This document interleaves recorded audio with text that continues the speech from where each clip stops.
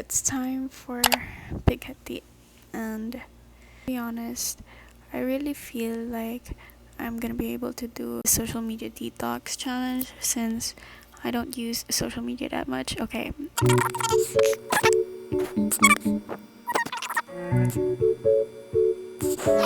After this, we will start like setting alarm clocks to remind us when to vlog, and let's just hope for the best. Hi guys! So, time check, 1:13 a.m. Gising pa ako.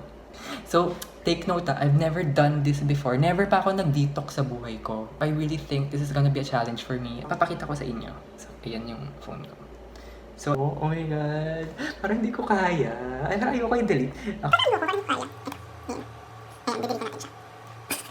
5 minutes later. Kita nyo, wala na akong social media sites. Oop! Hindi nyo nakita yun. Guys, it's 2021. Dating apps are a must. So hi guys, it's Sunday, April 18, 10:34 in the evening. I am going to delete all my social media accounts today to start the challenge tomorrow for 3 days. You can see I've deleted all of them, so now I think I'm just gonna sleep. Bye! Hey guys, it's Sunday 10 p.m. and today I'll be deleting all my social media apps for our social media detox challenge for 3 days starting tomorrow. Let's go. Canvas? No, I should not delete the canvas. So that's it. As you can see, there's nothing left. Wait, what was the password of my Facebook? I'm in danger. Whatever. That's it. Bye. Hi guys, so today I'm gonna delete my social media apps in my phone. Yes, delete now, regret later.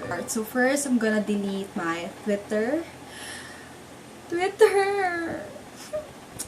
Next, I'm gonna delete my Instagram. Next, I'm gonna delete my Facebook.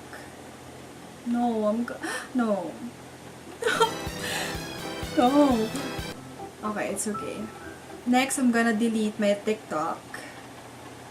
That's all. I will not delete my YouTube because I will use it for our Filipino requirement and I will use it for my exercise tomorrow. So that's all. Guys, I know I can do this. Challenge accepted.